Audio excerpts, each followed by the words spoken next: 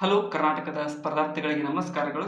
ಈ ವಿಡಿಯೋದಲ್ಲಿ ಏನಪ್ಪಾ ಅಂತಂದ್ರೆ ಕರ್ನಾಟಕ ಪಿಡಿಒಗೆ ಹೆಲ್ಪ್ ಆಗೋ ರೀತಿಯಾಗಿ ಟಾಪ್ 100 ಜಿಕೆ ಪ್ರಶ್ನೆಗಳನ್ನು ನಾನು ತಂದಿದ್ದೀನಿ. ಆಲ್ರೆಡಿ ಇದರದ್ದು ಒಂದು ವಿಡಿಯೋ ಮಾಡಿದ್ದೀನಿ. ಅದನ್ನು ಕೂಡ ಫಸ್ಟ್ ಇದನ್ನ ನೋಡ್ಕೊಡ್ರಿ, ಹೊಸ ಬಂದಿರೋ ಸಬ್ಸ್ಕ್ರೈಬ್ ಮಾಡ್ಕೊಂಡು ಮತ್ತೆ ಅದನ್ನು ಕೂಡ ನೋಡ್ಕೊಡ್ರಿ. ತುಂಬಾ ಇಂಪಾರ್ಟೆಂಟ್ ಮತ್ತೆ ತುಂಬಾ ಅನಾಲಿಸಿಸ್ ಮಾಡಿರ್ತಕ್ಕಂಥ ಪ್ರಶ್ನೆಗಳು ಇವು. ಅಂದ್ರೆ ಏನಂದ್ರೆ ಎಲ್ಲರೂ ಮಾಡ್ತಾ ಇದ್ದಾರೆ ಪ್ರಶ್ನೆಗಳನ್ನ. ಬಟ್ ಏನಪ್ಪಾ ಅಂತಂದ್ರೆ ಎಲ್ಲರ ಕಡೆ ಈ ಕರ್ನಾಟಕಕ್ಕೆ ಮೇನ್ ಫೋಕಸ್ ಆಗಿ ಕ್ವಶನ್ಗಳು ಬರ್ತವೆ ಅಂತ ಮಾಡ್ತಾ ಇದ್ದಾರೆ. ಬಟ್ ಕರ್ನಾಟಕವನ್ನು ಬಿಟ್ಟು ಹೊರಗಡೆ ಯಾವ ರೀತಿಯಾಗಿ ನಮ್ಮ ಪ್ರಶ್ನೆಗಳು ಬರ್ಬೋದು ಅನ್ನೋದ್ರ ಬಗ್ಗೆ ನಾವು ಅನಾಲಿಸಿಸ್ ಮಾಡಿ ಇದನ್ನ ತಂದಿದ್ದೀವಿ. ಅದಕ್ಕೋಸ್ಕರ ಸಬ್ಸ್ಕ್ರೈಬ್ ಮಾಡ್ಕೊಡ್ರಿ ಮತ್ತೆ ಕೊನೆವರೆಗೂ ನೋಡಿ. ತುಂಬಾ ಇಂಪಾರ್ಟೆಂಟ್ ಆದಂತಹ ಪ್ರಶ್ನೆಗಳಾಗಿರ್ತವೆ. ಪದೇ ಪದೇ ನಾನು ಹೇಳಲ್ಲ, ಜಾಸ್ತಿ ಟೈಮ್ ವೇಸ್ಟ್ ಮಾಡೋದು ಬೇಡ. ಸ್ವಲ್ಪ ಕಾನ್ಸಂಟ್ರೇಟ್ ಮಾಡ್ಕೊಡ್ರಿ. 1 ಅವರ್ ಕ್ಲಾಸ್ ಆಗ್ಬೋದು, ಬಟ್ ಕಾನ್ಸಂಟ್ರೇಟ್ ಮಾಡಿ ನೀವು ಕರೆಕ್ಟ್ ಆಗಿ ಕೇಳಿಸ್ಕೊಂಡ್ರೆ ಎಕ್ಸಾಮ್ದಲ್ಲಿ ಇದೇ ಟೈಪ್ ಎಕ್ಸಾಮ್ದಲ್ಲಿ ಬರ್ತವೆ. ಸ್ವಲ್ಪ ಕ್ವಶನ್ಗಳು ಟಫ್ ಇದಾವೆ. ಕ್ವಶನ್ಗಳು ಟಫ್ ಇದಾವೆ ಅಂತ ಮಧ್ಯೆ ಯಾರು ಬಿಟ್ಟು ಹೋಗ್ಬೇಡಿ. ಯಾಕಪ್ಪ ಅಂತಂದ್ರೆ ಲಾಸ್ಟ್ ಮೂಮೆಂಟ್ ಪ್ರಿಪರೇಷನ್ಗೆ ತುಂಬಾ ಅಂದ್ರೆ ತುಂಬಾ ಹೆಲ್ಪ್ಫುಲ್ ಆದಂತಹ ವಿಡಿಯೋ ಆಗಿದೆ. ಇಲ್ಲಿ ನೋಡಿ, 2011ರಲ್ಲಿ ಪುರುಷರ ವಯಸ್ಕರ ಸಾಕ್ಷರತಾ ಪ್ರಮಾಣವು ಅಂದ್ರೆ 15+, ಪುರುಷರು ಅಂತಂದ್ರೆ 15 ವಯಸ್ಸಿನ ಪ್ಲಸ್ 59.3 ಇತ್ತು. ಅದೇ ರೀತಿಯಾಗಿ ಮಹಿಳೆಯರಿಗೆ ಹೋಲಿಸಿದರೆ ಡ್ಯಾಶ್ ಆಗಿತ್ತು ಅಂತ ಕೇಳಿದ್ದಾರೆ. ಮಹಿಳೆಯರಿಗೆ ಹೋಲಿಸಿದಾಗ ಇದು ಎಷ್ಟಾಗಿತ್ತು ಅಂತ ಅಂದ್ರೆ ಇಲ್ಲಿ ನೋಡಿ, ಕ್ವಶನ್ ಅನ್ನ ಫಸ್ಟ್ ಅರ್ಥ ಮಾಡ್ಕೊಳ್ಳೋಣ. ಯಾಕಪ್ಪ ಅಂತಂದ್ರೆ ಈ ಕ್ವಶನ್ ಮೇನ್ಲಿ ಯಾಕೆ ತಂದಿದ್ದೇನೆ ಅಂದ್ರೆ ನಿಮ್ಗೆ ಅರ್ಥ ಆಗ್ಲಿ ಅಂತ. ಏನಂದ್ರೆ 2025ರ ಜನಗಣತಿ ನಡೆಯೋದೈತಿ. 2025ರಲ್ಲಿ ಜನಗಣತಿ ನಡೆಯೋದೈತಿ. ಅದಕ್ಕೋಸ್ಕರ 2011ರ ಜನಗಣತಿ ಮೇಲೆ ಕಾನ್ಸಂಟ್ರೇಟ್ ಮಾಡಿ ಕೆಲವೊಂದಿಷ್ಟು ಪ್ರಶ್ನೆಗಳು ಬರ್ತವೆ ಅಂತ ನಮ್ಮ ಅನಿಸಿಕೆ. ಯಾವ ರೀತಿಯ ಕ್ವಶನ್ ತೆಗಿತಾರೆ ಅಂತ ನಾವು ಪರ್ಫೆಕ್ಟ್ ಆಗಿ ಹೇಳಕ್ಕಾಗಲ್ಲ, ಬಟ್ ಒಂಥರ ಹೇಳ್ಬೋದು, ಒಂದು ಟೈಪ್ ತೆಗಿತಾರೆ ಅಂತ ಹೇಳ್ಬೋದು. ಇಲ್ಲಿ ಸರಿ ಆಗ್ತಕ್ಕಂಥದ್ದು 78.8% ಇತ್ತು. ಮಹಿಳೆಯರಿಗೆ ಹೋಲಿಸಿದಾಗ ಪುರುಷರ ಸಾಕ್ಷರತೆ 78.8% ಇತ್ತು, ವಯಸ್ಕರ ಸಾಕ್ಷರತೆ. ನೆಕ್ಸ್ಟ್ ಸ್ವಲ್ಪ ಜೂಮ್ ಇನ್ ಮಾಡೋಣ. ಭಾರತದ ಪಂಚವಾರ್ಷಿಕ ಯೋಜನೆಗೆ ಸಂಬಂಧಿಸಿದಂತೆ 5-year ಪ್ಲಾನ್ ಅಂತ ಕರಿತೀವಿ, ಹೋಲಿಸಿದಂತೆ ಈ ಕೆಳಗಿನ ಯಾವ ಹೇಳಿಕೆಯು ಸರಿ ಆಗಿದೆ ಅಥವಾ ಆಗಿವೆ ಅಂತ ಕೇಳಿದ್ದಾರೆ. ನಮ್ಮ ಭಾರತದ ಪಂಚವಾರ್ಷಿಕ ಯೋಜನೆಗೆ ಸಂಬಂಧಪಟ್ಟಿರ್ತಕ್ಕಂತೆ ಮೊದಲನೇದು ಏನ್ ಹೇಳುತ್ತೆ, 10ನೇ ಪಂಚವಾರ್ಷಿಕ ಯೋಜನೆಯ ಕೊನೆಗೆ ಭಾರತವು ಅತ್ಯಂತ ವೇಗವಾಗಿ ಬೆಳವಣಿಗೆ ಹೊಂದುತ್ತಿರುವ ಆರ್ಥಿಕತೆಗಳ ಪೈಕಿ ಒಂದಾಗಿ ಹೊರಹೊಮ್ಮಿತ್ತು. ಸರಿಯಾಗಿದೆ. 10ನೇ ಪಂಚವಾರ್ಷಿಕ ಯೋಜನೆಯಲ್ಲಿ ನಮ್ಮ ದೇಶ ಒಂದು ಏನಪ್ಪಾ ಅಂದ್ರೆ ಅತ್ಯಂತ ವೇಗವಾಗಿ ಬೆಳೆಯುವಂತ ಆರ್ಥಿಕತೆ ಅಂತ ಹೆಸರನ್ನ ಪಡೆದುಕೊಂಡಿತ್ತು. ಇನ್ನು 10ನೇ ಪಂಚವಾರ್ಷಿಕ ಯೋಜನೆಯ ಕೆಲವು ಪ್ರಮುಖ ಅಭಿವೃದ್ಧಿ ಸೂಚಕಗಳಾಗಿ ಮೇಲ್ವಿಚಾರಣೆ ಮಾಡಬಹುದಾದ ಗುರಿಗಳನ್ನು ನಿಗದಿ ಕೂಡ ಮಾಡಲಾಗಿತ್ತು. ಇದು ಕೂಡ ಸರಿಯಾಗಿದೆ. ಪಂಚವಾರ್ಷಿಕ ಯೋಜನೆಗಳ ಬಗ್ಗೆ ನೋಡ್ಕೊಡ್ರಿ. ಯಾಕಪ್ಪ ಅಂದ್ರೆ ನಾನು ಜಾಸ್ತಿ ಟೈಮ್ ವೇಸ್ಟ್ ಮಾಡಕ್ ಹೋಗಲ್ಲ. ಇನ್ನೊಂದ್ರೆ ನಿಮಗೆ ಐಡಿಯಾ ಬರ್ಲಿ ಒಂದ್ ಟೈಪ್. ಅದ್ರ ಮೇಲೆ ಹಾಟ್ ಟಾಪಿಕ್ ಇರ್ತಾವ, ಅದ್ರ ಮೇಲೆ ಸ್ವಲ್ಪ ಕಾನ್ಸಂಟ್ರೇಷನ್ ಮಾಡಿ ನೀವು ಎಲ್ಲ ಬಗ್ಗೆ ಡಿಸ್ಕಸ್ ಮಾಡ್ಕೊಡ್ರಿ ಅಂತ ಹೇಳ್ತಾ ಇದ್ದೀನಿ. ಇಲ್ಲಿ 1 ಅಥವಾ 2 ಸರಿಯಾಗಿದೆ. ಆಪ್ಷನ್ ಬಿ ಇಲ್ಲಿ ಸರಿಯಾದಂತ ಉತ್ತರವಾಗುತ್ತೆ. ಅಂದ್ರೆ 2 ಸರಿಯಾಗಿದ್ದಾವೆ ಇಲ್ಲಿ. ಸಾರಿ ಎ ಸರಿಯಾಗುತ್ತೆ, ಬಿ ಅಲ್ಲ. ಎ ಸರಿಯಾಗಿದೆ ಅಂದ್ರೆ 2 ವಾಕ್ಯಗಳು ಇಲ್ಲಿ ಸರಿಯಾಗಿವೆ. ನೆಕ್ಸ್ಟ್, ಆರ್ಥಿಕ ಹಿಂಜರಿತ ಮತ್ತು ಆರ್ಥಿಕ ಕುಸಿತಗಳ ಸಮಯದಲ್ಲಿ ಉಂಟಾಗುವ ನಿರುದ್ಯೋಗವನ್ನ ಡ್ಯಾಶ್ ಎನ್ನಲಾಗುತ್ತದೆ. ನೋಡಿ, ಆರ್ಥಿಕ ಹಿಂಜರಿತ ಅಥವಾ ಆರ್ಥಿಕ ಕುಸಿತದಿಂದ ಉಂಟಾಗ್ತಕ್ಕಂಥ ನಿರುದ್ಯೋಗಕ್ಕೆ ಏನಂತ ಕರೀತಾರೆ ಅಂದ್ರೆ ಆವರ್ತಕ ನಿರುದ್ಯೋಗ ಅಂತ ಕರೆಯಲಾಗುತ್ತದೆ. ಆಪ್ಷನ್ ಬಿ ಇಲ್ಲಿ ಸರಿಯಾದಂತಹ ಉತ್ತರವಾಗುತ್ತೆ. ನೆಕ್ಸ್ಟ್, ಯಾವುದೇ ಟೆನ್ನಿಸ್ ಆಟದಲ್ಲಿ ಯಾವುದೇ ಆಟವು 0-0 ದಿಂದ ಶುರುವಾಗುತ್ತದೆ ಮತ್ತು ಟೆನ್ನಿಸ್ ನಲ್ಲಿ 0 ಪಾಯಿಂಟ್ ಅನ್ನ ಡ್ಯಾಶ್ ಎಂದು ಕರೆಯಲಾಗುತ್ತದೆ ಅಂತ ಕೇಳಿದರೆ ಸ್ಪೋರ್ಟ್ಸ್ ಮೇಲೆ ಕ್ವಶನ್ಗಳು ಬರಬಹುದಾಗಿದೆ. ಇಲ್ಲಿ ಸರಿಯಾದಂತ ಉತ್ತರ ಆಪ್ಷನ್ ಬಿ ನೋಡಿ, ಲವ್ ಅಂತ ಕರೀತಾರೆ. ಅಂದ್ರೆ 0 ಪಾಯಿಂಟ್ ಅನ್ನು ಪಡೆದಾಗ ಲವ್ ಅಂತ ಕರೀತಾರೆ. ನೆಕ್ಸ್ಟ್, ಐ ಲೀಗ್ 2023-24ರಲ್ಲಿ ಈ ಕೆಳಗಿನ ಯಾವ ಕ್ಲಬ್ ಆಡುತ್ತಿದೆ ಅಂತ ಕೇಳಿದ್ದಾರೆ. ಐ ಲೀಗ್ ನಲ್ಲಿ ಆಡ್ತಕ್ಕಂಥ ಕ್ಲಬ್ ಯಾವ್ದಪ್ಪ ಅಂತಂದ್ರೆ ಇಲ್ಲಿ ನೋಡಿ, ಪಂಜಾಬ್ FC ಇಲ್ಲ, ಇಲ್ಲಿ ಮೊಹಮ್ಮದ್ ಸ್ಪೋರ್ಟಿಂಗ್ ಕ್ಲಬ್ ಸರಿಯಾಗಿದೆ. ಆಪ್ಷನ್ ಬಿ ಸರಿಯಾಗಿದೆ. 2 ಮಾತ್ರ ಆಡುತ್ತೆ, ಇಲ್ಲಿ ಡಿ ಮಾತ್ರ ಸರಿಯಾದಂತಹ ಆಯ್ಕೆ ಆಗುತ್ತೆ. ನೆಕ್ಸ್ಟ್, ಮೌರ್ಯ ಸಾಮ್ರಾಜ್ಯದ ಸ್ಥಾಪಕರು ಯಾರು ಅಂತ ಕೇಳಿದೆ. ಇದು ಸಿಲ್ಲಿ ಕ್ವಶನ್. ಇಲ್ಲಿ ಸರಿಯಾದಂತ ಉತ್ತರ ಆಪ್ಷನ್ ಸಿ, ಚಂದ್ರಗುಪ್ತ ಮೌರ್ಯರು ಮೌರ್ಯ ಸಾಮ್ರಾಜ್ಯದ ಸ್ಥಾಪಕರಾಗಿದ್ದಾರೆ. ಸ್ವಲ್ಪ ಲೆವೆಲ್ ಕಡಿಮೆ ಇರೋದು ಬಂದಿರುತ್ತೆ, ಕೆಲವೊಂದ್ಸಲ ಟಫ್ ಇರೋದು ಬಂದಿರುತ್ತೆ. ಎರಡನ್ನೂ ಕೂಡ ಅನಾಲಿಸಿಸ್ ಮಾಡ್ಕೊಡ್ರಿ. ಮತ್ತೆ ಕರೆಂಟ್ ಅಫೇರ್ಸ್ ನಾನು ಆಲ್ರೆಡಿ ವಿಲೇಜ್ ಅಕೌಂಟೆಂಟ್ಗೆ ಸಂಬಂಧಪಟ್ಟಿರ್ತಕ್ಕಂತೆ ಕ್ಲಾಸಸ್ ಗಳನ್ನ ಮಾಡಿದ್ದೀನಿ. ಅದು ಹೆಲ್ಪ್ಫುಲ್ ಆಗುತ್ತೆ. ಮತ್ತೆ ಏನಪ್ಪಾ ಅಂದ್ರೆ ನಿಮ್ಗೆ ಎಕ್ಸ್ಟ್ರಾ ಬೇಕಿದ್ರೆ ನಾನು ನೋಟ್ಸ್ ಕೂಡ ನಾನು ಟೆಲಿಗ್ರಾಮ್ ಮತ್ತೆ ವಾಟ್ಸ್ಆಪ್ ಗ್ರೂಪ್ ಅಲ್ಲಿ ಕೂಡ ಸಿಗ್ತವೆ. ಅದನ್ನು ಕೂಡ ನೋಡ್ಕೊಡ್ರಿ. ನೆಕ್ಸ್ಟ್, ಟಿಪ್ಪು ಸುಲ್ತಾನನು ಡ್ಯಾಶ್ ರಲ್ಲಿ ಮೈಸೂರಿನ ಅರಸನಾದನು ಅಂತ ಕೇಳಿದ್ದಾರೆ. ಟಿಪ್ಪು ಸುಲ್ತಾನ ಮರಣ ಹೊಂದಿದನಂತ ಗೊತ್ತು. ಯಾವಾಗ ಈ ಟಿಪ್ಪು ಸುಲ್ತಾನ್ ಮರಿದ ನಂತರ 1799 ಮೇ 4. ಅದೇ ರೀತಿಯಾಗಿ ಅವನು ಮೈಸೂರಿನ ಅರಸನಾದದ್ದು ಯಾವಾಗಪ್ಪ ಅಂದ್ರೆ 1782ರಲ್ಲಿ ಅರಸನಾದ. ಎರಡನೇ ಮೈಸೂರು ಆಂಗ್ಲೋ ಯುದ್ಧ ನಡೀತಿತ್ತು, ಅವಾಗ ಮೈಸೂರಿನ ನಾಯಕತ್ವವನ್ನು ಟಿಪ್ಪು ಸುಲ್ತಾನ ವಹಿಸಿಕೊಂಡ. ನೆನ್ಪಿಟ್ಕೊಳ್ರಿ ಸ್ವಲ್ಪ. ನೆಕ್ಸ್ಟ್, ಸಮಯದ ಮೂಲಮಾಪನ ಯಾವುದು, ಮೌಲ್ಯಮಾಪನ ಯಾವುದು ಅಂತ ಕೇಳಿದ್ದಾರೆ. ಸೊ ಸಮಯದ ಮೌಲ್ಯಮಾಪನ ಯಾವ್ದು? ಸೆಕೆಂಡ್. ಮಿನಿಟ್ ಅಲ್ಲ, ಕನ್ಫ್ಯೂಸ್ ಆಗ್ತಾರೆ. ಈ ಕ್ವಶನ್ ಯಾಕೆ ತಂದಿದ್ದೀನಪ್ಪ, ಸಿಲ್ಲಿ ಕ್ವಶನ್ ಇದು. ಬಟ್ ಇಲ್ಲಿ ಬಹಳ ಜನ ಮಿಸ್ಟೇಕ್ ಮಾಡ್ಬಿಡ್ತಾರೆ. ಮಿನಿಟ್ ಅಂತ ನೀವು ಡಿಸ್ಕಷನ್ ಮಾಡ್ತೀರಿ, ಬಟ್ ಅಲ್ಲ, ಮಿನಿಟ್ ರಾಂಗ್ ಆನ್ಸರ್. ಸೆಕೆಂಡ್ ಅನ್ನುವುದು ಸಮಯದ ಮೌಲ್ಯಮಾಪನವಾಗಿದೆ. Next, SI unit. ಅಪರಾಧ ಪ್ರಕ್ರಿಯಾ ಸಂಹಿತೆ, ಅಪರಾಧ ಕ್ರಿಮಿನಲ್ ಪ್ರೊಸೀಜರ್ ಕೋಡ್ ಅನ್ನ ಬದಲಿಸುವ ಉದ್ದೇಶವನ್ನು ಹೊಂದಿರುವ ಭಾರತೀಯ ನಾಗರಿಕ ಸುರಕ್ಷಾ ಸಂಹಿತೆ BNSS ಅನ್ನ ಡ್ಯಾಶ್ ರವರು ಮಂಡಿಸುತ್ತಾರೆ ಅಂತ ಕೇಳ್ತಾರೆ. ಸೊ ಸ್ವಲ್ಪ ಹೈ ಲೆವೆಲ್ ಪ್ರಶ್ನೆ ಇದು. ಏನಪ್ಪಾ ಅಂತಂದ್ರೆ, ಇದು ಕ್ರಿಮಿನಲ್ ಪ್ರೊಸೀಜರ್ ಕೋಡ್ ಅನ್ನ ಬದಲಿಸುವಂತ, ಅದನ್ನ ಬದಲಿಸಬಹುದಾದಂತಹ BNSS ಸಂಹಿತೆ, ಇದನ್ನ ಹೊರಡಿಸುವಂತಹ ಅಧಿಕಾರ ಯಾರಿಗಿದೆ ಅಂತಂದ್ರೆ ನಮ್ಮ ಗೃಹ ಸಚಿವರಾದಂತಹ ಅಮಿತ್ ಶಾ ಅವರಿಗೆ ಇರತಕ್ಕಂಥದ್ದು. ಆಪ್ಷನ್ ಬಿ ಇಲ್ಲಿ ಸರಿಯಾದಂತಹ ಉತ್ತರವಾಗುತ್ತೆ. ನೆಕ್ಸ್ಟ್, ಭಾರತದ ಹಸಿರು ಕ್ರಾಂತಿಗೆ ಸಂಬಂಧಿಸಿದಂತೆ ಈ ಕೆಳಗಿನವುಗಳಲ್ಲಿ ಯಾವುದು ಸರಿಯಾಗಿದೆ ಅಂತ ಕೇಳಿದ್ದಾರೆ. ನೋಡಿ, ಹಸಿರು ಕ್ರಾಂತಿಗೆ ಸಂಬಂಧಿಸಿರ್ತಕ್ಕಂತೆ ಇದರಲ್ಲಿ ಯಾವುದು ಸರಿಯಾಗಿದೆ ಅಂತಂದ್ರೆ, ಮೊದಲ ಹೇಳಿಕೆ ನೋಡೋಣ. ಹಸಿರು ಕ್ರಾಂತಿಯ ಸಂದರ್ಭದಲ್ಲಿ ಸಾಂಪ್ರದಾಯಿಕ ಕೃಷಿಯಿಂದ ಏಕ ಬೆಳೆ ಪದ್ಧತಿಗೆ ಮೊದಲಾದ ಬದಲಾವಣೆಯು ಸಣ್ಣ ರೈತರ ಮೇಲೆ ನಕಾರಾತ್ಮಕ ಪರಿಣಾಮವನ್ನು ಬೀರಿತು. ಇದು ಸರಿಯಾಗಿದೆ. ಏನಪ್ಪಾ ಅಂದ್ರೆ, ಹಸಿರು ಕ್ರಾಂತಿಯ ಸಂದರ್ಭ ಇದ್ದಾಗ ಏಕ ಬೆಳೆ ಪದ್ಧತಿಯನ್ನು ಬೆಳೀತಿದ್ರು. ಅಂದ್ರೆ ಒಂದೇ ಟೈಪ್ ಬೆಳೆಯನ್ನು ಬೆಳೀತಿದ್ರು. ಸೊ ಅವರಿಗೆ ಎಫೆಕ್ಟ್ ಕೊಡ್ತಿದ್ರು. ಯಾಕಪ್ಪ ಅಂತಂದ್ರೆ ಅವಾಗ HYV ಸೀಡ್ಸ್ ಅಂತ ಬಂದು, ಹೈ ಯೀಲ್ಡಿಂಗ್ ವೆರೈಟಿ ಸೀಡ್ಸ್ ಬಂದು. ಸೊ ಅದೇನಿದಿಲ್ಲ, ರೈತರಿಗೆ, ಸಣ್ಣ ರೈತರಿಗೆ ಎಫೆಕ್ಟ್ ಕೊಡ್ತಿತ್ತು. ಇನ್ನ ಕೃಷಿಯಲ್ಲಿ ಅತಿಯಾದ ಬಂಡವಾಳೀಕರಣ ಹಸಿರು ಕ್ರಾಂತಿಯ ಪರಿಣಾಮಗಳಲ್ಲಿ ಒಂದಾಗಿದೆ. ಇದು ಕೂಡ ಸರಿಯಾಗಿದೆ. ಯಾಕಪ್ಪ ಅಂದ್ರೆ ಹಸಿರು ಕ್ರಾಂತಿ ಅಂದ್ರೆ ಕೃಷಿಯಲ್ಲಿ ಜಾಸ್ತಿ ಬಂಡವಾಳನ ಹಾಕಿದ್ರು. ಸೊ ಅದಕ್ಕೋಸ್ಕರ ಎರಡು ಹೇಳಿಕೆಗಳು ಇಲ್ಲಿ ಸರಿಯಾಗ್ತವೆ. ಆಪ್ಷನ್ ಸಿ ಸರಿಯಾದಂತ ಉತ್ತರವಾಗುತ್ತೆ. ನೆಕ್ಸ್ಟ್,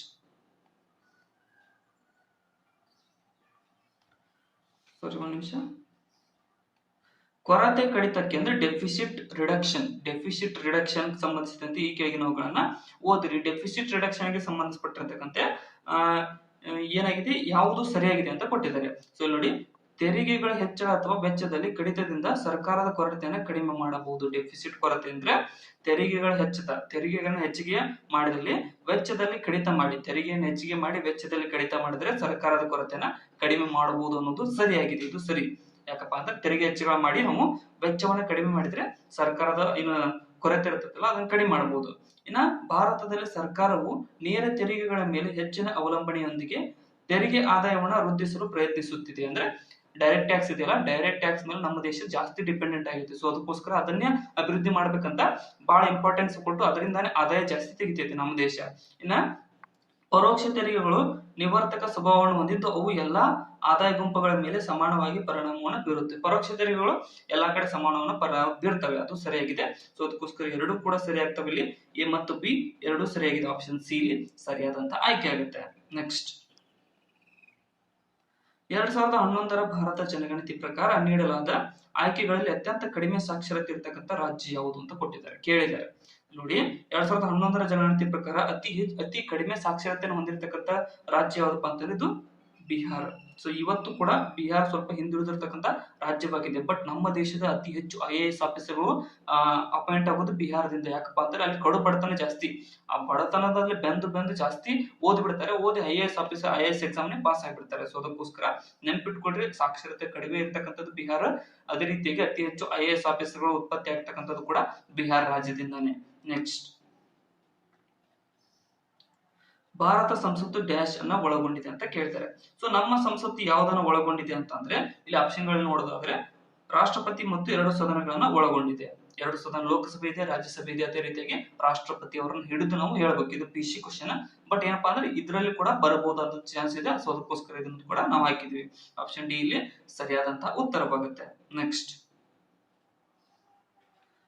ಭಾರತ 2011ರ ಜನಗಣತಿ ಪ್ರಕಾರ ಈ ಕೆಳಗಿನವುಗಳಲ್ಲಿ ಯಾವ ಭಾರತೀಯ ರಾಜ್ಯವು ಭಾರತ ಸಂಯೋಜಿತ ಲಿಂಗ ಅನುಪಾತಕ್ಕಿಂತ ಕಡಿಮೆ ಲಿಂಗ ಅನುಪಾತವನ್ನು ಹೊಂದಿದೆ? ಅಂದ್ರೆ ನಮ್ಮ ಭಾರತ ಸಂಯೋಜನೆ ಒಟ್ಟು ಲಿಂಗಾನುಪಾತಕ್ಕಿಂತ ಕಡಿಮೆ ಹೊಂದಿರತಕ್ಕಂತ ರಾಜ್ಯ ಯಾವ್ದಪ್ಪ ಅಂತಂದ್ರೆ ಇಲ್ಲಿ ಸರಿಯಾಗ್ತಕ್ಕಂಥ ಉತ್ತರ ಉತ್ತರಾಖಂಡ್ ರಾಜ್ಯ ಇದೆಯಲ್ಲ ಆಪ್ಷನ್ಗಳಲ್ಲಿ ಇದು ಕಡಿಮೆ ಲಿಂಗಾನುಪಾತ ಹೊಂದಿರತಕ್ಕಂತ ರಾಜ್ಯವಾಗಿತ್ತು. ನೆಕ್ಸ್ಟ್,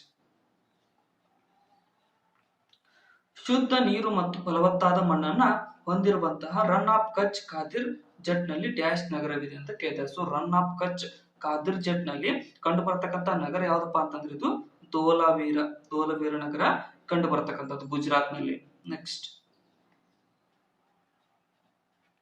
ಹಸಿರು ಕ್ರಾಂತಿ ಎಂಬ ಪದವು 1950 ಹಸಿರು ಕ್ರಾಂತಿ ಎಂಬ ಪದ 1950 ಮತ್ತು 1960ರ ದಶಕದಲ್ಲಿ ಅಭಿವೃದ್ಧಿಗೊಂಡ ಹೊಸ ಕೃಷಿ ತಂತ್ರಜ್ಞಾನದ ಪದವಾಗಿದ್ದು, ಅದನ್ನ ಮೆಕ್ಸಿಕೋದ ಮೆಕ್ಕೆಜೋಳ ಮತ್ತು ಗೋಧಿ ಸುಧಾರಣೆಯ ಅಂತಾರಾಷ್ಟ್ರೀಯ ಕೇಂದ್ರ ಮತ್ತು ಯಾವ ದೇಶದ ಅಂತಾರಾಷ್ಟ್ರೀಯ ಅಕ್ಕಿ ಸಂಶೋಧನಾ ಸಂಸ್ಥೆಯ ಕೃಷಿ ತಜ್ಞರು ಚಲಾವಣೆಗೆ ತಂದಿತ್ತು ಅಂತ ಕೇಳಿದ್ರು. ಸೊ ಹಸಿರು ಕ್ರಾಂತಿಯನ್ನ ಇದು ಮೆಕ್ಸಿಕೋ ಮತ್ತೆ ಫಿಲಿಪೈನ್ಸ್, ಆಪ್ಷನ್ ಸಿ ಇಲ್ಲಿ ಸರಿಯಾದಂತ ಉತ್ತರವಾಗುತ್ತೆ. ಫಿಲಿಪೈನ್ಸ್ ದೇಶಗಳ ಒಂದು ಜಂಟಿ ಒಂದು ಅಭಿವೃದ್ಧಿಯ ಸಂಸ್ಥೆ ಆಗಿತ್ತು ಇದು ಹಸಿರು ಕ್ರಾಂತಿ ಅನ್ನುವಂಥದ್ದು. ಅಂದ್ರೆ ಅವ್ರು ಐಡಿಯಾ ತಂದಿದ್ರು. ಸೊ ಅದನ್ನ ನಾವು ಅವರಿಂದಾನೇ ಎರವಲು ಪಡೆದುಕೊಂಡು ನಾವು ನಮ್ಮಲ್ಲಿ ಅಳವಡಿಸಿಕೊಂಡ್ವಿ. ಸೊ ಅದರಿಂದ ನಾವು ಏನಂದ್ರೆ ಚಲೋ ರಿಸಲ್ಟ್ ಕೂಡ ಸಿಕ್ತು ನಮ್ಗೆ ಅದರಿಂದ, ಹಸಿರು ಕ್ರಾಂತಿಯಿಂದ. MS ಸ್ವಾಮಿನಾಥನ್ ಹಸಿರು ಕ್ರಾಂತಿಯ ಪಿತಾಮಹ ಅಂತ ಕೂಡ ಕರಿತೀವಿ. ವಿಶ್ವಕ್ಕೆ ಬಂದಾಗ ನಾರ್ಮನ್ ಬೋರ್ಲಾಗ್ ಹಸಿರು ಕ್ರಾಂತಿಯ ಪಿತಾಮಹರಾಗ್ತಾರೆ. ನೆಕ್ಸ್ಟ್, ಭಾರತದಲ್ಲಿ ಈ ಕೆಳಗಿನ ಯಾವುದೋ ಸಂವಿಧಾನಾತ್ಮಕ ಸಂಸ್ಥೆಗಳಿಗೆ ಒಂದು ಉದಾಹರಣೆಯಾಗಿದೆ ಅಂತ ಕೇಳಿದ್ದಾರೆ. ಸೊ ಈ ಕೆಳಗಿನವುಗಳಲ್ಲಿ ಭಾರತದಲ್ಲಿ ಸಂವಿಧಾನಾತ್ಮಕ ಸಂಸ್ಥೆಗಳಿಗೆ ಉದಾಹರಣೆ ಯಾವ್ದಪ್ಪ ಅಂತಂದ್ರೆ ಇದು ನೋಡೋದಾದ್ರೆ ಭಾರತೀಯ ಚುನಾವಣಾ ಆಯೋಗದ ಬಗ್ಗೆ ನಮ್ಮ ಸಂವಿಧಾನ 321ನೇ ವಿಧಿಯಲ್ಲಿ ಹೇಳಲಾಗಿದೆ. ಸೊ ಅದಕ್ಕೋಸ್ಕರ ಇದು ನಮ್ಮ ಸಂವಿಧಾನಾತ್ಮಕ ಸಂಸ್ಥೆ ಆಗುತ್ತೆ. ಆಪ್ಷನ್ ಡಿ ಇಲ್ಲಿ ಸರಿಯಾದಂತ ಉತ್ತರವಾಗುತ್ತೆ. ನೆಕ್ಸ್ಟ್, ಜುಲೈ 2023ರಲ್ಲಿ ಅವಧ್ ಅರ್ಜುನ್ ಅವರು ಭಾರತೀಯ ಡ್ಯಾಶ್ ಒಕ್ಕೂಟದ ಅಧ್ಯಕ್ಷರಾಗಿ ಆಯ್ಕೆಯಾಗಿದ್ದರು. 2023 ಕರೆಂಟ್ ಅಫೇರ್ಸ್. ಯಾಕಪ್ಪ ಅಂತಂದ್ರೆ ಇದು ವಿಲೇಜ್ ಅಕೌಂಟ್ ನಲ್ಲಿ ಕೇಳಿದ್ರು. 1 ಇಯರ್ ಅಷ್ಟೇ ಅಲ್ಲ, 2 ಇಯರ್ ಕರೆಂಟ್ ಅಫೇರ್ಸ್ ಬಗ್ಗೆ ನಾವು ಕೇಳಬಹುದು. ಒಂದ್ ಸ್ವಲ್ಪ ಬಹಳ ಇಂಪಾರ್ಟೆಂಟ್ ಆಗಿದ್ದು ಅಂದ್ರೆ 2 ಇಯರ್ಸ್ ಕರೆಂಟ್ ಅಫೇರ್ಸ್ ಕೂಡ ಅವರು ಕವರ್ ಮಾಡಿರ್ತಾರೆ. ಸೊ ಅದಕ್ಕೋಸ್ಕರ ಇಲ್ಲಿ ಸರಿಯಾದಂತ ಉತ್ತರ ಆಪ್ಷನ್ ಸಿ ನೋಡಿ, ಬ್ಯಾಸ್ಕೆಟ್ ಬಾಲ್ ಒಕ್ಕೂಟದ ಅಧ್ಯಕ್ಷರಾಗಿದ್ದರು. ಯಾರು? ಆದವ್ ಅರ್ಜುನ್ ರವರು 2023ರಲ್ಲಿ ಪ್ರಸ್ತುತ ಕೂಡ ಅವರೇ ಇದ್ದಾರೆ. ನೆಕ್ಸ್ಟ್,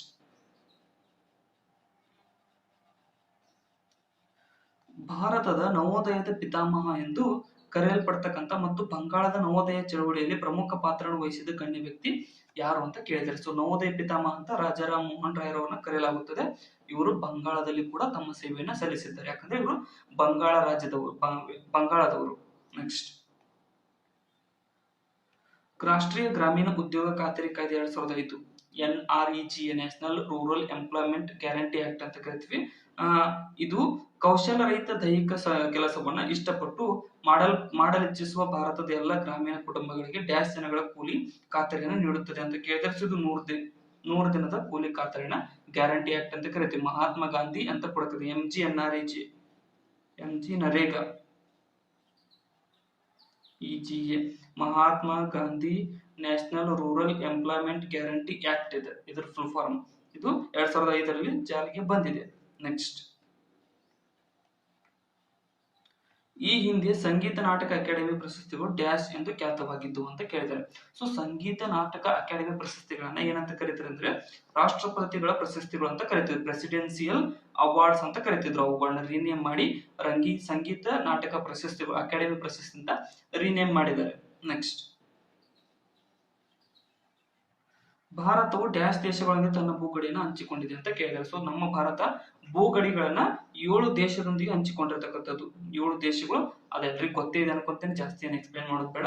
ನೆಕ್ಸ್ಟ್ ಹೋಗೋಣ ನಾವು. ರಾಜ್ಯಪಾಲರ ಹುದ್ದೆಯ ಷರತ್ತುಗಳಿಗೆ ಸಂಬಂಧಿಸಿದ ಈ ಕೆಳಗಿನವುಗಳಲ್ಲಿ ಯಾವುದು ಸರಿಯಾಗಿದೆ ಅಂತ ಕೇಳಿದ್ದಾರೆ. ಸೊ ರಾಜ್ಯಪಾಲರ ಹುದ್ದೆಗೆ ಸಂಬಂಧಿಸಿರತಕ್ಕಂತೆ ಯಾವುದು ಸರಿಯಾಗಿದೆ ಅಂತ ಅಂದ್ರೆ ಇಲ್ಲಿ ಆಪ್ಷನ್ಗಳಲ್ಲಿ ನೋಡೋದಾದ್ರೆ ಸರಿಯಾದಂತಹ ಉತ್ತರ ರಾಜ್ಯಪಾಲರು ಬೇರೆ ಯಾವುದೇ ಲಾಭದಾಯಕ ಹುದ್ದೆಯನ್ನು ಹೊಂದಿರಬಹುದು. ಇದು ತಪ್ಪಾಗಿದೆ. ಏನಪ್ಪಾ ಅಂದ್ರೆ ರಾಜ್ಯಪಾಲರು ಲಾಭದಾಯಕ ಹುದ್ದೆಯನ್ನು ಹೊಂದಿರತಕ್ಕದ್ದು ಅಂತ ಹೇಳಿದೆ, ಅಂದ್ರೆ ಅವರು ಹೊಂದಿರಬಾರದು. ಇನ್ನ ರಾಜ್ಯಪಾಲರು ತಮ್ಮ ಅಧಿಕೃತ ನಿವಾಸಗಳ ಬಾಡಿಗೆ ಪಾವತಿಸದೆ ಅರ್ಹರಾಗಿರುತ್ತಾರೆ. ಸರಿಯಾಗಿದೆ. ಅವರು ಪಾವತಿಸಕ್ಕೆ ಇರಂಗಿಲ್ಲ, ಅಂದ್ರೆ ಅವರಿಗೆ ಬಾಡಿಗೆ ಇರಂಗಿಲ್ಲ. ಸೊ ಅದಕ್ಕೋಸ್ಕರ ಕೇವಲ 2 ಮಾತ್ರ ಇಲ್ಲಿ ಸರಿಯಾಗುತ್ತೆ. ಆಪ್ಷನ್ ಎ ಸರಿಯಾದಂತ ಆಯ್ಕೆ ಆಗುತ್ತೆ. ನೆಕ್ಸ್ಟ್,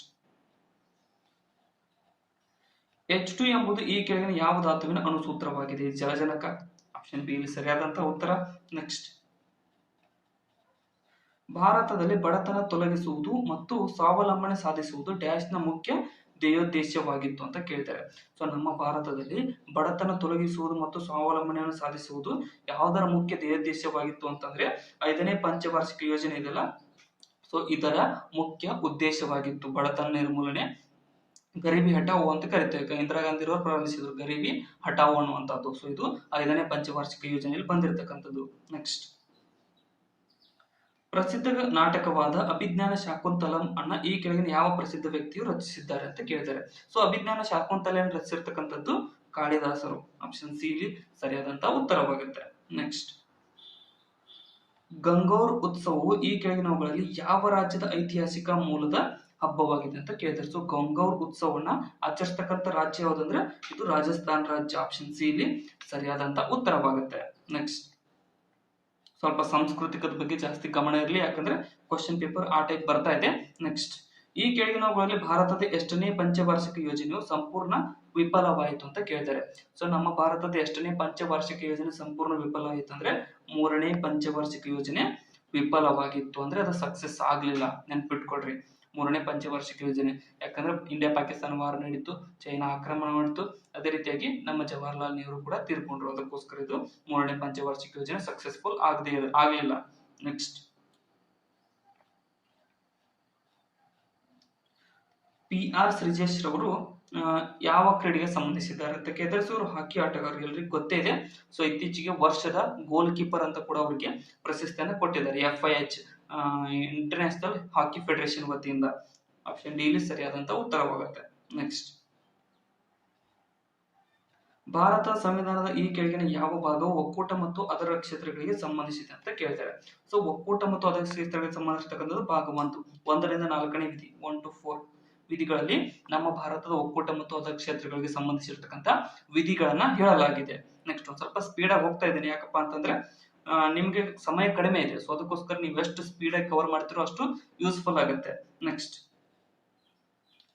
ಈ ಕೆಳಗಿನ ಯಾವ ಅನಿಲವು ಅದನ್ನ ತಂಪುಗೊಳಿಸಿ ಸಂಕುಚಿತಗೊಳಿಸಿದಾಗ ಅದು ಅನಿಲದಿಂದ ಅಧಿಕೃತ ಸೂಪರ್ ಕ್ರಿಟಿಕಲ್ ದ್ರವ ಸ್ಥಿತಿಗೆ ಪರಿವರ್ತನೆ, ಅಂದ್ರೆ ಅದನ್ನು ಕೋಲ್ಡ್ ಮಾಡಿದ್ರೆ ಅದು ಅನಿಲದಿಂದ ದ್ರವ ಸ್ಥಿತಿಗೆ ಬರುತ್ತೆ. ಸೊ ಅದು ಏನಪ್ಪಾ ಅಂತ ಕೇಳಿದರೆ, ಸೊ ಅದು ಏನಪ್ಪಾ ಅಂತಂದ್ರೆ ಇಲ್ಲಿ ಸರಿಯಾದಂತ ಉತ್ತರ ಆಪ್ಷನ್ ಎ, ಇಂಗಾಲದ ಡೈಆಕ್ಸೈಡ್ CO2 ಇದೆಯಲ್ಲ. ಸೊ ಇದನ್ನು ಜಾಸ್ತಿ ಕೋಲ್ಡ್ ಮಾಡಿದ್ರೆ ಅನಿಲದಿಂದ ದ್ರವ ಸ್ಥಿತಿಗೆ ಬರ್ತಕ್ಕಂಥದ್ದು ಕಾರ್ಬನ್ ಡೈಆಕ್ಸೈಡ್. ನೆನ್ಪಿಟ್ಕೊಳ್ರಿ, ಆಪ್ಷನ್ ಎ ಇಲ್ಲಿ ಸರಿಯಾದಂತ ಉತ್ತರವಾಗುತ್ತೆ. ನೆಕ್ಸ್ಟ್, ಸೈಕೋಮ್ ಮೀರಾಬಾಯಿರವರು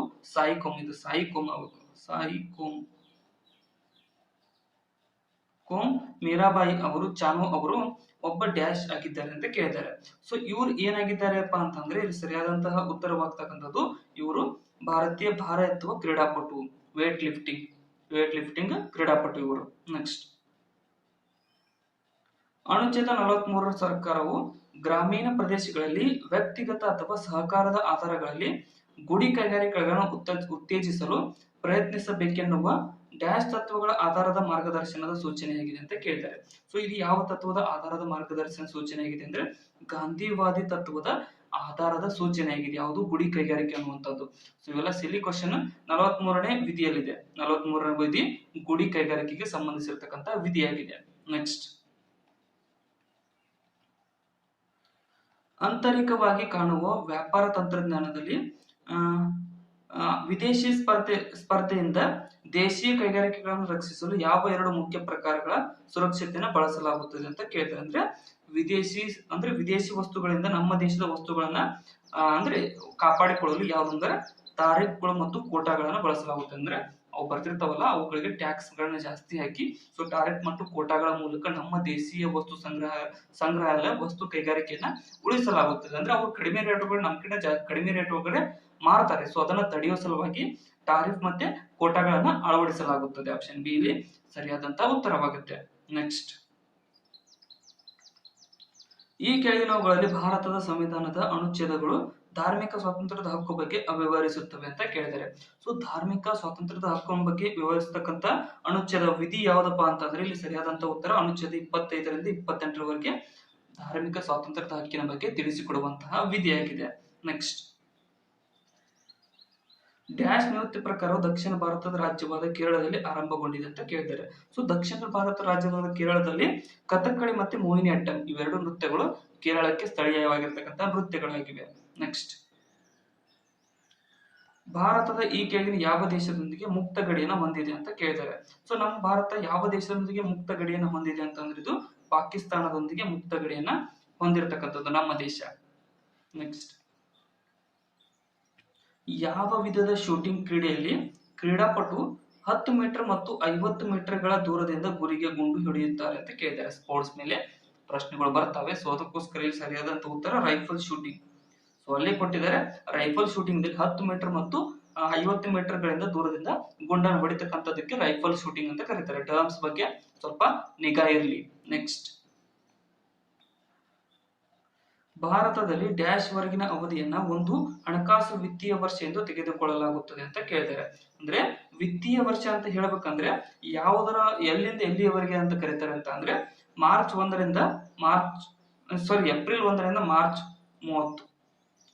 30ರವರೆಗೆ ಈ ಒಂದು ವಿತ್ತೀಯ ವರ್ಷ ಅಂತ ತೆಗೆದುಕೊಳ್ತೇವೆ. ಆಪ್ಷನ್ ಎ ಇಲ್ಲಿ ಸರಿಯಾದಂತ ಉತ್ತರವಾಗುತ್ತೆ. Option a. ನೆಕ್ಸ್ಟ್, ಯಾವ ರಾಜ್ಯದಲ್ಲಿ ಕುಡಂಕುಳಂ ನ್ಯೂಕ್ಲಿಯರ್ ವಿದ್ಯುತ್ ಸ್ಥಾವರವನ್ನು ಸ್ಥಾಪಿಸಲಾಗಿದೆ ಅಂತ ಕೇಳಿದ್ದಾರೆ. ಸೊ ಈ ಒಂದು ಕುಡಂಕುಳಂ ವಿದ್ಯುತ್ ಸ್ಥಾವರ ತಮಿಳುನಾಡು ರಾಜ್ಯದಲ್ಲಿ ಕಂಡು ಬರತಕ್ಕಂಥದ್ದು. ನೆಕ್ಸ್ಟ್ ಹೋಗೋಣ. ಭಾರತಕ್ಕೆ ಕ್ರಿಪ್ಸ್ ಆಯೋಗ ಯಾವ ವರ್ಷದಲ್ಲಿ ಬಂದಿತ್ತು ಅಂತ ಕೇಳಿದ್ದಾರೆ. ಸೊ ಭಾರತಕ್ಕೆ ಕ್ರಿಪ್ಸ್ ಆಯೋಗ ಬಂದಿರತಕ್ಕಂಥದ್ದು ಯಾವ ವರ್ಷ ಅಂದ್ರೆ 1942ರಲ್ಲಿ. ಆಪ್ಷನ್ ಎ ಇಲ್ಲಿ ಸರಿಯಾದಂತ ಉತ್ತರವಾಗುತ್ತೆ. ನೆಕ್ಸ್ಟ್, ಋಗ್ವೇದವು ವೇದಗಳಲ್ಲಿ ಅತ್ಯಂತ ಹಳೆಯ ವೇದವಾಗಿದೆ. ಇದು ಸುಮಾರು ಡ್ಯಾಶ್ ವರ್ಷಗಳ ಹಳೆಯ ಹಿಂದೆ ರಚಿತವಾಗಿದೆ ಅಂತ ಕೇಳಿದ್ದಾರೆ. ಸೊ ಋಗ್ವೇದ ರಚಿತವಾಗಿರ್ತಕ್ಕಂಥದ್ದು ಎಷ್ಟು ವರ್ಷಗಳ ಹಿಂದೆ ಅಂತ ಅಂದ್ರೆ ಇದು 3500 ವರ್ಷಗಳ ಹಿಂದೆ ರಚಿತವಾಗಿದೆ. ಋಗ್ವೇದ 4 ವೇದಗಳಲ್ಲಿ ಅತ್ಯಂತ ಹಳೆಯದಾದ ವೇದ, ಇದು ಮೊದಲ ವೇದ ಅಂತ ಕೂಡ ಕರೀತಾರೆ. ನೆಕ್ಸ್ಟ್, ಭಾರತೀಯ ಸಂವಿಧಾನದ ಡ್ಯಾಶ್ನ ಅನುಚ್ಛೇದ ಮೂಲಭೂತ ಹಕ್ಕುಗಳ ಜಾರಿಗೆ ಸಂಬಂಧಿಸಿದಂತೆ ಸರ್ವೋಚ್ಚ ನ್ಯಾಯಾಲಯಕ್ಕೆ ವಿಸ್ತೃತ ಮೂಲ ನ್ಯಾಯವ್ಯಾಪ್ತಿಯನ್ನು ಒದಗಿಸುತ್ತದೆ ಅಂತ ಕೇಳಿದ್ದಾರೆ. ಸೊ ಯಾವುದು ಸರ್ವೋಚ್ಚ ನ್ಯಾಯಾಲಯಕ್ಕೆ ಸಂಬಂಧಿಸಿರತಕ್ಕಂತೆ ಮೂಲಭೂತ ಹಕ್ಕುಗಳ ಸರ್ವೋಚ್ಚ ನ್ಯಾಯಾಲಯಕ್ಕೆ ವಿಸ್ತೃತ ಮೂಲ ನ್ಯಾಯವ್ಯಾಪ್ತಿಯನ್ನು ಒದಗಿಸುತ್ತದೆ ಅಂತ ಅಂದ್ರೆ ಇಲ್ಲಿ ಸರಿಯಾದಂತಹ ಉತ್ತರವಾಗ್ತಕ್ಕಂಥದ್ದು ಆಪ್ಷನ್ ಡಿ 32ನೇ ವಿಧಿ. 32ನೇ ವಿಧಿ ಪರಿಹಾರಾತ್ಮಕ ಹಕ್ಕುಗಳು ಅಂತ ಕೂಡ ಕರಿತೇವೆ. ನೆಕ್ಸ್ಟ್, ಮೌರ್ಯ ಸಾಮ್ರಾಜ್ಯದ ಕೊನೆಯ ಆಡಳಿತಗಾರ ಯಾರು ಅಂತ ಕೇಳಿದ್ರು. ಸೊ ಮೌರ್ಯ ಸಾಮ್ರಾಜ್ಯದ ಕೊನೆಯ ಆಡಳಿತಗಾರ ಯಾರು? ಬೃಹದ್ರಥನು ಮೌರ್ಯ ಸಾಮ್ರಾಜ್ಯದ ಕೊನೆಯ ಆಡಳಿತಗಾರನಾಗಿದ್ದನು. ನೆಕ್ಸ್ಟ್,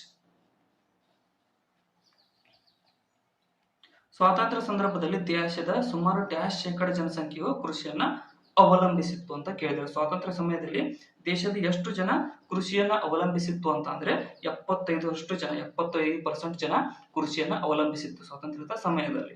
ನೆಕ್ಸ್ಟ್, ಸರ್ಕಾರದ ವೆಚ್ಚದ ವರ್ಗೀಕರಣಕ್ಕೆ ಸಂಬಂಧಿಸಿದಂತೆ ಈ ಕೆಳಗಿನ ಯಾವುದು ಸರಿಯಾಗಿದೆ ಅಂತ ಕೇಳಿದ್ರೆ. ಸರ್ಕಾರದ ವೆಚ್ಚದ ವರ್ಗೀಕರಣಕ್ಕೆ ಸಂಬಂಧಿಸಿರ್ತಕ್ಕಂತೆ ಯಾವುದು ಸರಿಯಾಗಿದೆ ಅಂತ ಅಂದ್ರೆ ನೋಡಿ, ಆದಾಯ ವೆಚ್ಚವು ಕೇಂದ್ರ ಸರ್ಕಾರದ ಭೌತಿಕ ಅಥವಾ ಹಣಕಾಸು ಸ್ವತ್ತುಗಳ ಸೃಷ್ಟಿಯನ್ನ ಹೊರತುಪಡಿಸಿ ಇತರ ಉದ್ದೇಶಗಳಿಗಾಗಿ ಮಾಡುವಂತಹ ವೆಚ್ಚವಾಗಿದೆ. ಇದು ಒಂದನೇ ಸರಿಯಾಗಿದೆ. ಸ್ವಲ್ಪ ಪಾಸ್ ಮಾಡ್ಕೊಂಡು ಈ ಟೈಪ್ ಕ್ವಶನ್ಗಳು ಬಂದಾಗ ನೋಡ್ಕೊಂಡು ಮುಂದೆ ಹೋಗಿ. ಇನ್ನು ಬಂಡವಾಳ ವೆಚ್ಚವು ಭೌತಿಕ ಅಥವಾ ಹಣಕಾಸು ಸ್ವತ್ತುಗಳ ಸೃಷ್ಟಿಗೆ ಕಾರಣವಾಗುತ್ತದೆ ಅಥವಾ ಹಣಕಾಸಿನ ಹೊಣೆಗಾರಿಕೆಗಳನ್ನ ಕಡಿಮೆ ಮಾಡುತ್ತದೆ ಅನ್ನೋದು ಇದು ಕೂಡ ಸರಿಯಾಗಿರ್ತಕ್ಕಂಥದ್ದು. 1 ಮತ್ತು 2 ಇಲ್ಲಿ ಸರಿಯಾದಂತ ಆಯ್ಕೆಗಳಾಗ್ತವೆ ಅಂದ್ರೆ ಆಪ್ಷನ್ ಎ ಸರಿಯಾದಂತ ಉತ್ತರವಾಗುತ್ತೆ. ನೆಕ್ಸ್ಟ್, ದ್ರವಗಳು ಹರಿಯುತ್ತವೆ ಮತ್ತು ಆಕಾರವನ್ನ ಬದಲಾಯಿಸುತ್ತವೆ, ಅವು ಗಡುಸು ಆಗಿರುವುದಿಲ್ಲ ಮತ್ತು ಹೀಗಾಗಿ ಅವುಗಳನ್ನ ಡ್ಯಾಶ್ ಎಂದು ಕೂಡ ಕರೆಯಲಾಗುತ್ತದೆ ಅಂತ ಕೇಳ್ತಾರೆ. ಸೊ ದ್ರವಗಳನ್ನ ಏನಂತ ಕರೀತಾರಪ್ಪ ಅಂತಂದ್ರೆ ಇನ್ನೊಂದು ಹೆಸರು, ದ್ರವಗಳು ಹರಿಯುತ್ತವೆ ಅನ್ನೋದಕ್ಕೋಸ್ಕರ ಇದು ಪ್ರವಾಹ ಫ್ಲೂಯಿಡ್ಸ್ ಅಂತ ಕೂಡ ಕರೀತಾರೆ. ಆಪ್ಷನ್ ಬಿ ಇಲ್ಲಿ ಸರಿಯಾದಂತಹ ಕನ್ವೀನಿಯಂಟ್ ಆದಂತಹ ಉತ್ತರ. ಸೊಲ್ಯೂಷನ್ ಅಂದ್ರೆ ಕೂಡ ಸೊಲ್ಯೂಷನ್ ಕೂಡ ದ್ರವ ಆಗಿರುತ್ತೆ, ಲಿಕ್ವಿಫೈಡ್ ಅಂತ ಕೂಡ ದ್ರವ, ಮತ್ತೆ ಮಿಕ್ಸ್ಚರ್ ಅಂತ ಕೂಡ ದ್ರವ, ಅದು ಮಿಕ್ಸ್ಚರ್ ದ್ರವ ಕೂಡ ಬರುತ್ತೆ. ಸೊ ಬಟ್ ಏನಪ್ಪಾ ಅಂದ್ರೆ ಮೇನ್ ಆಗಿ ಫ್ಲೂಯಿಡ್ಸ್ ಅಂತ ಕೂಡ ಕರೀತಾರೆ. ಫ್ಲೂಯಿಡ್ ಅಂದ್ರೆ ದ್ರವ. ಆಪ್ಷನ್ ಇಲ್ಲಿ ಕನ್ವೀನಿಯಂಟ್ ಆಗಿರತಕ್ಕಂಥದ್ದು ಆಪ್ಷನ್ ಬಿ ಸರಿಯಾದಂತಹ ಉತ್ತರವಾಗುತ್ತೆ.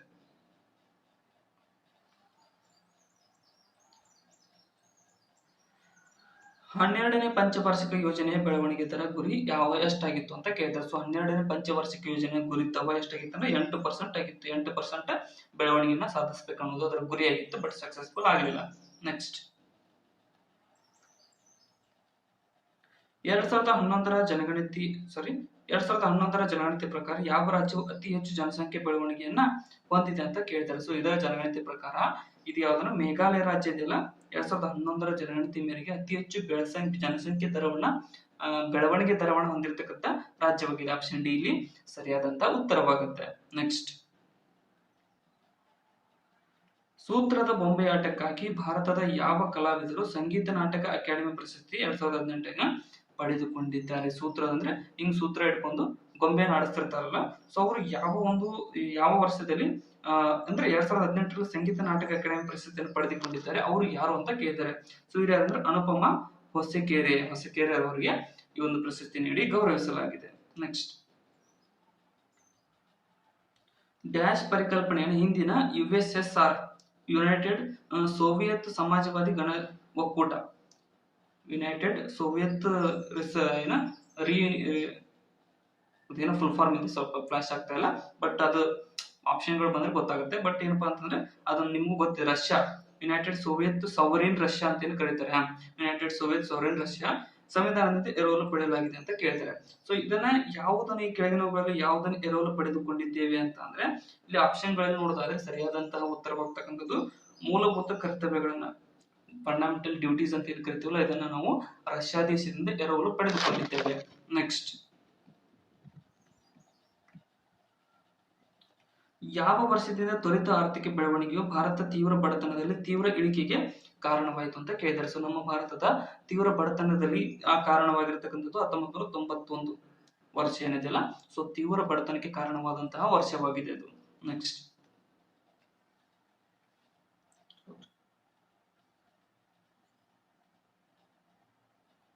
ಹಣ ಮತ್ತು ಬ್ಯಾಂಕಿಂಗ್ ಗೆ ಸಂಬಂಧಿಸಿದಂತೆ SRL ನ ಪೂರ್ಣ ರೂಪ ಏನು ಅಂತ ಕೇಳಿದ್ದಾರೆ. ಸೊ ಹಣ ಮತ್ತು ಬ್ಯಾಂಕಿಂಗ್ ಗೆ ಸಂಬಂಧಿಸಿರ್ತಕ್ಕಂತೆ SRL ನ ಪೂರ್ಣ ರೂಪ ಏನಪ್ಪಾ ಅಂತಂದ್ರೆ ಇಲ್ಲಿ ಆಪ್ಷನ್ ಸಿ ನೋಡಿ, statutory liquidity ratio. Statutory liquidity ratio. So ನೀವ್ ಹೆಂಗ್ ಪ್ರೊನೌನ್ಸ್ ಮಾಡ್ತಿರೋ ಗೊತ್ತಿಲ್ಲ, ನಾವು ಈ ಟೈಪ್ ಮಾಡ್ತೀವಿ, ಸ್ಟ್ಯಾಟ್ಯೂಟರಿ ಲಿಕ್ವಿಡಿಟಿ ರೇಷಿಯೋ ಅಂತ ಕರಿತೀವಿ. SRL ನ ಫುಲ್ ಫಾರ್ಮ್ ಇದು. ನೆಕ್ಸ್ಟ್, ಸರ್ದಾರ್ ವಲ್ಲಭಾಯ್ ಪಟೇಲ್ ಅವರು ಡ್ಯಾಶ್ ರಲ್ಲಿ ಕಾಂಗ್ರೆಸ್ನ ಅಧ್ಯಕ್ಷರಾಗಿ ಸೇವೆಯನ್ನ ಸಲ್ಲಿಸಿದ್ದಾರೆ ಅಂತ ಕೇಳಿದ್ದಾರೆ. ಸೊ ಸರ್ದಾರ್ ಪಟೇಲ್ ಅವರು ಯಾವಾಗ ಕಾಂಗ್ರೆಸ್ನ ಅಧ್ಯಕ್ಷರಾಗಿ ಸೇವೆಯನ್ನು ಸಲ್ಲಿಸಿದ್ದಾರೆ ಅಂತ ಅಂದ್ರೆ ಇಲ್ಲಿ ಸರಿಯಾದಂತಹ ಉತ್ತರ ಆಪ್ಷನ್ ಡಿ ನೋಡಿ, 1931 ಕಾಂಗ್ರೆಸ್ ಅಧಿವೇಶನದ ಅಧ್ಯಕ್ಷರಾಗಿ INC ಯ ಅಧ್ಯಕ್ಷರಾಗಿ ಸೇವೆಯನ್ನು ಸಲ್ಲಿಸಿರ್ತಕ್ಕಂಥದ್ದು. ನೆಕ್ಸ್ಟ್, ಈ ಕೆಳಗಿನವುಗಳಲ್ಲಿ ಯಾರು ಭಾರತದ ಸಭೆಯ ಅಧ್ಯಕ್ಷರಾಗಿ ಆಯ್ಕೆಯಾದರು ಅಂತ ಕೇಳ್ತಾರೆ. ಸೊ ಭಾರತದ ಸಭೆಯ ಅಧ್ಯಕ್ಷರಾಗಿ ಆಯ್ಕೆ ಆಗಿರ್ತಕ್ಕಂಥವ್ರು ಯಾರಪ್ಪಾ ಅಂತಂದ್ರೆ ಇಲ್ಲಿ ಆಪ್ಷನ್ಗಳಲ್ಲಿ ಸರಿಯಾದಂತಹ ಉತ್ತರ ಆಪ್ಷನ್ ಡಿ ನೋಡಿ, ರಾಜೇಂದ್ರ ಪ್ರಸಾದ್ ರವರು ಏನಿದಾರಲ್ಲ, ಇವರು ಭಾರತದ ಸಭೆಯ ಅಧ್ಯಕ್ಷರನ್ನಾಗಿ ನೇಮಕಗೊಂಡಂತಹ ವ್ಯಕ್ತಿಯಾಗಿದ್ದಾರೆ. ನೆಕ್ಸ್ಟ್, ಮೊದಲ ಕಾಮನ್ವೆಲ್ತ್ ಕ್ರೀಡಾಕೂಟವು ಯಾವ ವರ್ಷದಲ್ಲಿ ನಡೆದವು ಅಂತ ಕೇಳಿದ್ದಾರೆ. ಸೊ ಕಾಮನ್ವೆಲ್ತ್ ಕ್ರೀಡಾಕೂಟ ಅಂತಂದ್ರೆ ಬ್ರಿಟಿಷ್ ಸಾಮ್ರಾಜ್ಯದ ಅಧೀನಕ್ಕೆ ಒಳಪಟ್ಟಂತಹ ಎಲ್ಲಾ ದೇಶಗಳು ಆಡ್ತಕ್ಕಂಥ ಕ್ರೀಡಾಕೂಟ ಇದು. ಇಲ್ಲಿ ಸರಿಯಾದಂತಹ ಉತ್ತರ ಆಪ್ಷನ್ 1930ರಿಂದ ಮೊದಲ ಕಾಮನ್ವೆಲ್ತ್ ಕ್ರೀಡಾಕೂಟವು ಪ್ರಾರಂಭವಾಗಿ ಇಂದು ಕೂಡ ನಡೀತಾ ಇವೆ. ನೆಕ್ಸ್ಟ್, 2011ರ ಜನಗಣತಿ ಪ್ರಕಾರ ಭಾರತದ ಯಾವ ಕೇಂದ್ರಾಡಳಿತ ಪ್ರದೇಶವು ಅತ್ಯಂತ ಹೆಚ್ಚು ಜನಸಾಂದ್ರತೆಯನ್ನು ಹೊಂದಿದೆ ಅಂತ ಕೇಳಿದ್ದಾರೆ. ಸೊ 2011ರ ಜನಗಣತಿ ಪ್ರಕಾರ ಅತಿ ಹೆಚ್ಚು ಜನಸಾಂದ್ರತೆಯನ್ನು ಹೊಂದಿರತಕ್ಕಂಥದ್ದು ದೆಹಲಿ NCT, ಇದು ಕೇಂದ್ರಾಡಳಿತ ಪ್ರದೇಶ. ನೆಕ್ಸ್ಟ್, ಈ ಕೆಳಗಿನ ಭಾರತದ ಯಾವ ಪಂಚವಾರ್ಷಿಕ ಯೋಜನೆಯು ಭಾರತದ ಸ್ವಾವಲಂಬಿ ಮತ್ತು ಸ್ವಯಂ ಉತ್ಪಾದಕ ಆರ್ಥಿಕತೆಯುಳ್ಳ ರಾಷ್ಟ್ರವನ್ನಾಗಿ ಮಾಡುವ ಗುರಿಯನ್ನ ಹೊಂದಿದೆ ಅಂತ ಕೇಳಿದ್ದಾರೆ. ಸೊ ಯಾವ ಪಂಚವಾರ್ಷಿಕ ಯೋಜನೆ ನಮ್ಮ ಭಾರತವನ್ನ ಸ್ವಾವಲಂಬಿ ಮತ್ತು ಸ್ವಯಂ ಉತ್ಪಾದಕ ರಾಷ್ಟ್ರವನ್ನಾಗಿ ಹೊಂದುವಂತಹ ಗುರಿಯನ್ನು ಹೊಂದಿರತಕ್ಕಂಥದ್ದು ಯಾವ್ದಪ್ಪ ಅಂತಂದ್ರೆ ಇಲ್ಲಿ 3ನೇ ಪಂಚವಾರ್ಷಿಕ ಯೋಜನೆ ಹೊಂದಿತ್ತು, ಬಟ್ ಅನ್ಸಕ್ಸೆಸ್ಫುಲ್ ಯೋಜನೆ ಆಗ್ತದೆ. ನೆಕ್ಸ್ಟ್, ಭಾರತದಲ್ಲಿ ರಾಜ್ಯಸಭೆ ಕೌನ್ಸಿಲ್ ಆಫ್ ಸ್ಟೇಟ್ಸ್ ಅಂತ ಕರಿತೀವಿ, ಅಧ್ಯಕ್ಷತೆಯನ್ನು ಯಾರು ವಹಿಸುತ್ತಾರೆ ಅಂತ ಕೇಳಿದರೆ ಇದು ಉಪರಾಷ್ಟ್ರಪತಿ. ಆಪ್ಷನ್ ಸಿ ಅಲ್ಲಿ ಸರಿಯಾದಂತಹ ಉತ್ತರವಾಗುತ್ತೆ. ಇನ್ನು ಮೌರ್ಯ ಸಾಮ್ರಾಜ್ಯದ ರಾಜನಾದ ಅಶೋಕನು ಡ್ಯಾಶ್ ಧರ್ಮದ ಅನುಯಾಯಿಯಾಗಿದ್ದನು ಅಂತ ಕೇಳ್ತಾರೆ. ಸೊ ಅಶೋಕನು ಪಾಲಿಸಿರ್ತಕ್ಕಂಥ ಧರ್ಮ ಯಾವುದಪ್ಪ ಅಂತಂದ್ರೆ ಇಲ್ಲಿ ಆಪ್ಷನ್ ಬಿ ಬೌದ್ಧ ಧರ್ಮ. ಬೌದ್ಧ ಧರ್ಮ ಸರಿಯಾದಂತಹ ಉತ್ತರವಾಗ್ತದೆ. ನೆಕ್ಸ್ಟ್, ದಕ್ಷಿಣ ಭಾರತದಲ್ಲಿ ಡ್ಯಾಶ್ ಎಂಬುದು ಬ್ರಾಹ್ಮಣೇತರ ಭೂಮಾಲೀಕರು ಇರುವ ಪ್ರದೇಶಗಳಲ್ಲಿ ಕಂಡು ಬರ್ತಕ್ಕಂಥ ಗ್ರಾಮ ಸಭೆಯಾಗಿದೆ ಅಂತ ಕೇಳಿದ್ದಾರೆ. ಸೊ ಇದು ಯಾವ್ದಪ್ಪ, ಬ್ರಾಹ್ಮಣೇತರ ಭೂಮಾಲೀಕರು ಕಂಡು ಬರ್ತಕ್ಕಂಥದ್ದು ಎಲ್ಲಂದ್ರೆ ಊರುಗಳಲ್ಲಿ ಬ್ರಾಹ್ಮಣೇತರ ಭೂಮಾಲೀಕರು ಇರ್ತಕ್ಕಂಥ ಪ್ರದೇಶಗಳಾಗಿವೆ, ಊರು ಅಂತ ಕರೀತಾರೆ. ನೆಕ್ಸ್ಟ್, ದಕ್ಷಿಣ ಭಾರತದಲ್ಲಿ ಹಸಿರು ಕ್ರಾಂತಿಗೆ ಸಂಬಂಧಿಸಿದಂತೆ HYV ಎಂಬುದು ಏನು ಅಂತ ಕೇಳಿದೆ. ಆಲ್ರೆಡಿ ನಾವು ಡಿಸ್ಕಸ್ ಮಾಡಿದೀವಿ. HYV ಅಂತಂದ್ರೆ ಹೈ ಈಲ್ಡಿಂಗ್ ವೆರೈಟೀಸ್ ಅಂತ ಕರಿತೀವಿ. ಆಪ್ಷನ್ ಎ ಸರಿಯಾದಂತ ಉತ್ತರವಾಗುತ್ತೆ. ಹೈ ಈಲ್ಡಿಂಗ್ ವೆರೈಟೀಸ್ ಅನ್ನುವುದು HYV ಸೀಡ್ಸ್ ಅಂತ ಕರಿತೀವಿ. ಈ ವೆರೈಟಿ ಸೀಡ್ಸ್ ಗಳು ಬೆಳೆಸಲಾಯಿತು, ಅಭಿವೃದ್ಧಿ ಪಡಿಸಲಾಯಿತು. ನೆಕ್ಸ್ಟ್, ಭಾರತದಲ್ಲಿ ಹಸಿರು ಕ್ರಾಂತಿ ಪಿತಾಮಹ ಅಂತ MS ಸ್ವಾಮಿನಾಥನ್ ಅವರನ್ನು ಕರೆಯಲಾಗುತ್ತದೆ. ನೆಕ್ಸ್ಟ್,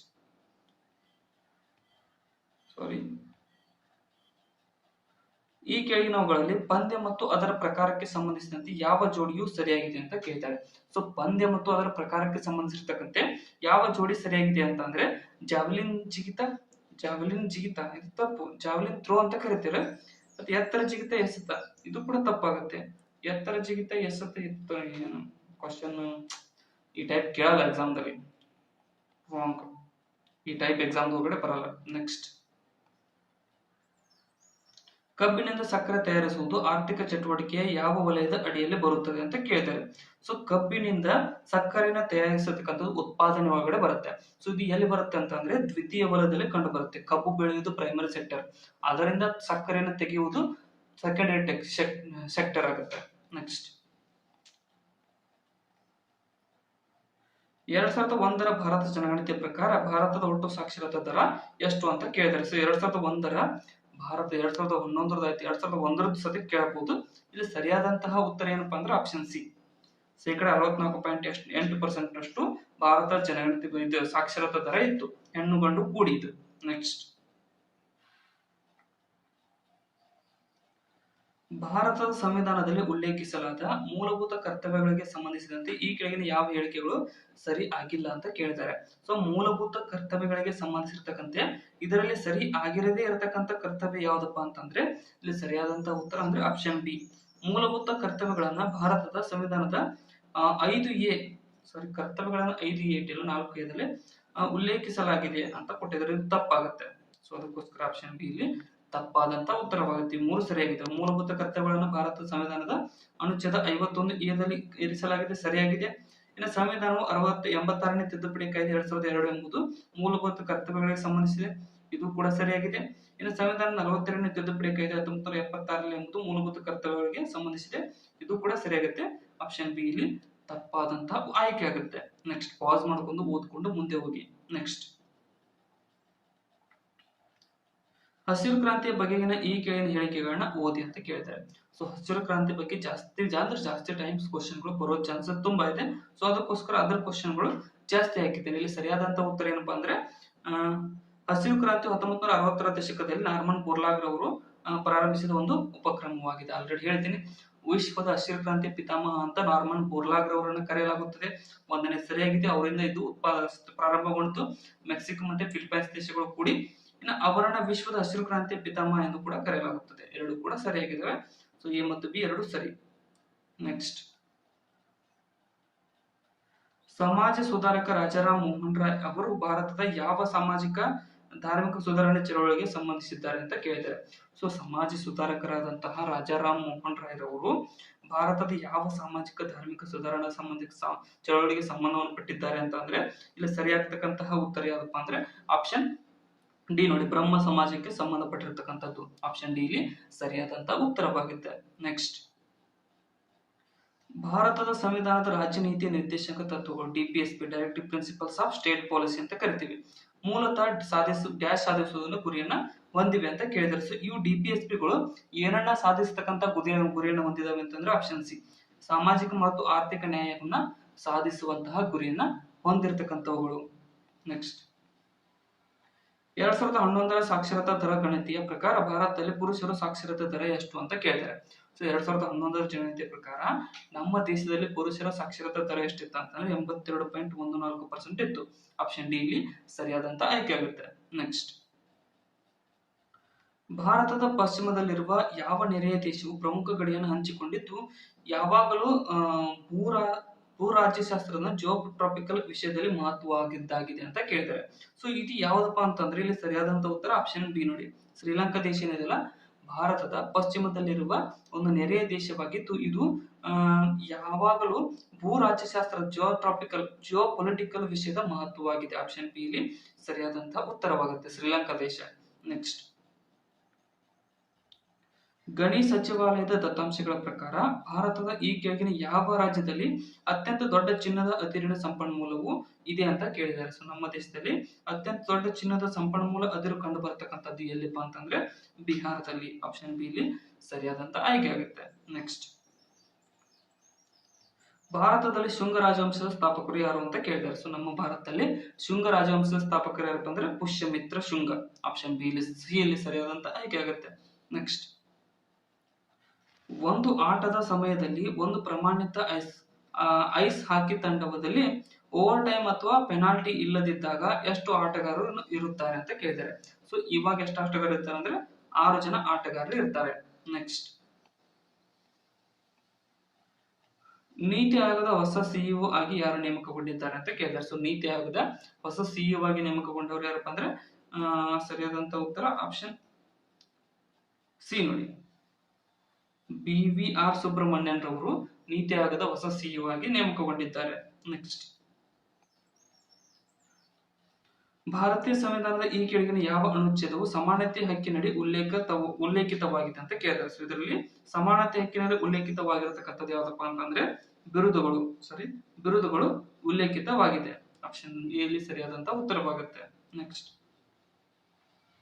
ಈ ಕೆಳಗಿನ ಯಾವ ಹಬ್ಬದಲ್ಲಿ ಜಲ್ಲಿಕಟ್ಟು ಆಟವು ಆ ಹಬ್ಬದ ಒಂದು ವೈಶಿಷ್ಟ್ಯವಾಗಿದೆ ಅಂತ ಕೇಳ್ತಾರೆ. ಸೊ ಜಲ್ಲಿಕಟ್ಟು ಆಟ ಏನಪ್ಪಾ ಅಂದ್ರೆ ಪೊಂಗಲ್ ಹಬ್ಬದ ಒಂದು ವೈಶಿಷ್ಟ್ಯವಾಗಿದೆ. ಆಪ್ಷನ್ ಎ ಯಲ್ಲಿ ಸರಿಯಾದಂತ ಉತ್ತರವಾಗುತ್ತೆ.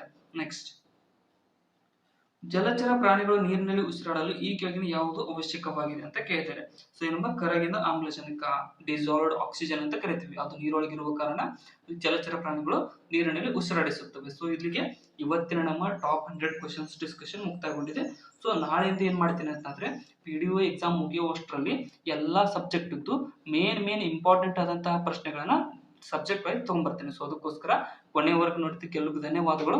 ಮತ್ತೆ ಏನಪ್ಪ ಅಂದ್ರೆ ಸಬ್ಸ್ಕ್ರೈಬ್ ಮಾಡ್ಕೊಡ್ರಿ, ವಿಡಿಯೋನ ಆದಷ್ಟು ಫ್ರೆಂಡ್ಸ್ ಕೂಡ ಶೇರ್ ಮಾಡಿ. Thank you so much.